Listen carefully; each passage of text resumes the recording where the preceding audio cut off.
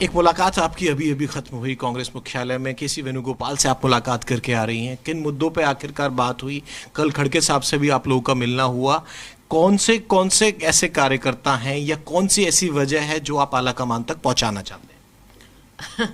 अभी कल भी बात हुई और अभी भी वेणुगोपाल जी जो हमारे महासचिव हैं, संगठन महासचिव हैं, तो और भी बातें थी क्योंकि छत्तीसगढ़ भी इलेक्शन का मामला वहाँ पर है, तो वहाँ के भी कुछ मुद्दे थे और कल हमने कुछ बात की तो वो भी बात है। आप देख ही रहे हैं हरियाणा में जिस तरह से मामला चल रहा है, लोग कांग्रेस को चाहते हैं, लेकिन ऐसा लगता है कि कुछ लोग कांग्रेस को अपना ही अपने तक सीमित रखना चाहते हैं।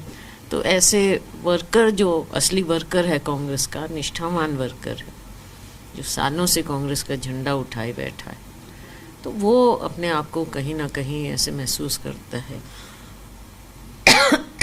कि उसको नज़रअंदाज किया जा रहा है। और अभी भी जो अपॉइंटमेंट्स हुई, जिस तरह से हुई और जिस तरह के वीडियो सामने आ रहे हैं तो जो इंचार्जेस बनाए गए हैं और इस तरह से देखो, एक तरफा मामला कभी नहीं चल सकता। और हम जो वर्कर की बात है उसको पहुंचाना हाईकमांड तक आप एक सीनियर लीडर हैं और जितना मैं आपको जानता हूं, सधे हुए शब्दों के साथ आप अपनी बात हमेशा रखती हैं और कभी बहुत ज़्यादा पर्सनल अटैक नहीं होते। मैं आपसे समझना चाहूँगा, किसी और लीडर से बात करेंगे तो उसमें तमाम चीज़ें होंगी। एक एआईसीसी के ऑब्जर्वर्स नियुक्त हुए, एक पीसीसी के ऑब्जर्वर्स नियुक्त हुए। वो नियुक्ति गलत है या वो प्रक्रिया गलत है? इंचार्ज जो बनाए गए वो गलत है? रीज़न क्या है?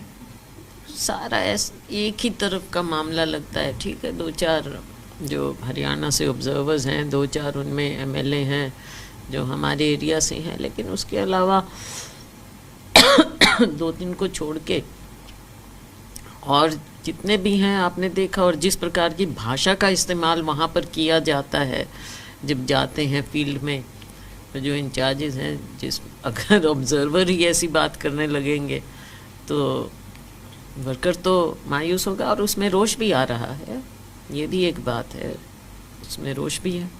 इसमें गलती ऑब्जर्वर साहब की जो बात है वो प्रभारी साहब से हमने बात की और प्रभारी साहब का ये साफ तौर पे कहना था कि भाई ये पूरी प्रक्रिया इस तरह से चलनी चाहिए, इसमें किसी एक गुट का नहीं होना चाहिए। ये डिरेल होने या फिर कहें जो पूरी तरह से जो मामला था कि कहीं ना कहीं नियुक्तियों में जो ऑब्जर्वर्स बनाए गए वहाँ दिक्कत हुई है। और सीधे तौर पर आप नाम ले ना ले, मैं आपकी कार्यशैली जानता हूँ कि भूपेंद्र सिंह हुड्डा गुट की, उदयभान की एक बात है, एसआरके की एक बात है। ये मामला आपके जो सत्ताधारी पार्टी है वो उठाती है। देखो, एसआरके वगैरह तो ये तो चीज़ें मीडिया ने जो भी किया, हमने सरकार के खिलाफ मुद्दे उठाए क्योंकि हमें लगा कि जो हरियाणा के मेन मुद्दे हैं, जो लोग चाहते हैं उन्हें जिस प्रकार से उठाना चाहिए, शायद वो उतने उससे हमारी जिम्मेवारी बनती है, हमने उसको उठाया। उसके अलावा जो हरियाणा का हमारा कांग्रेस का वर्कर है, बात है कि सबको साथ लेकर चलना, सबसे मिलजुल कर पार्टी को चलाना। लेकिन जब लोगों में छवि ये आ जाए, मीडिया में भी छवि ये आ जाए कि कुछ मामला डिरेल हो रहा है या एक तरफ की ही बात चल रही है, तो पहले भी हमने देखा इस तरह से पार्टी कमज़ोर होती है। और जबकि लोगों की नज़रों में कांग्रेस पार्टी ही एक ऐसी पार्टी है जो इस भारतीय जनता पार्टी की गलत नीतियाँ, चाहे मोदी जी की सरकार है, चाहे हमारे राज्य में ये भाजपा जजपा सरकार है, खट्टर जी मुख्यमंत्री हैं, डिप्टी सीएम हैं, तो उनकी सरकार आज कटघरे में खड़ी है। और कहीं ना कहीं ये फीलिंग आए कि बीजेपी की तरफ सॉफ्ट हैं या बीजेपी के नेताओं पर उतना अटैक नहीं हो रहा जितना जनता चाहती है, तो लोगों में कुछ असमंजस सा आ जाता है।